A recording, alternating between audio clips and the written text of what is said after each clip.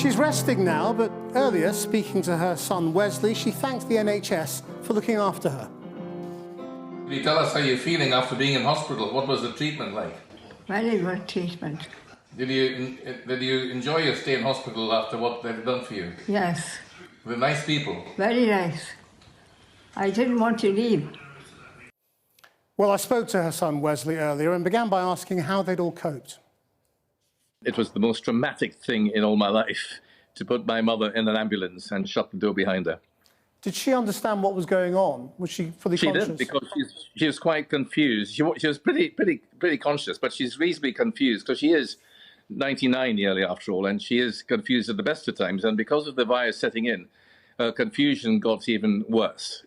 But she got through it. I mean, did anybody explain to you how or why? No, I think she got through it because of her resilience and because of her faith in God. And she puts it down, she puts her miraculous recovery of this to her faith, to her Christian faith, as well as, especially as well as, to the NHS. The NHS have been absolutely brilliant.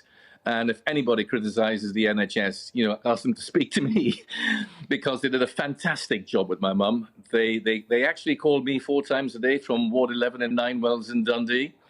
And I'm tremendously impressed with the NHS. And I have to say, they're second to none. It really felt, as far as I was concerned, that she was the only person in the whole of Ninewells Hospital. That's the care I felt I received from the NHS.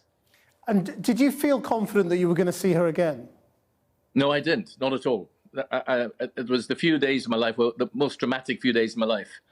Not being able to see her, not being able even to talk to her because she was kept in isolation. I couldn't even have a conversation with her. I never thought I'd see her again. So I'm really elated to have her. In fact, I'm still digesting the news to have my mother back with me. So it's just brilliant.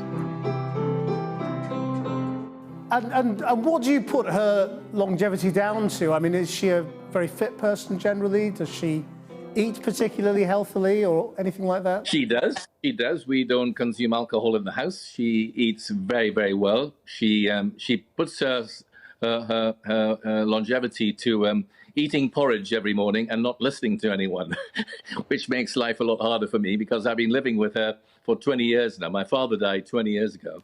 And I promised my father that I'd look after my mother after he died. And I fulfilled that promise, and I've looked after my mother ever since.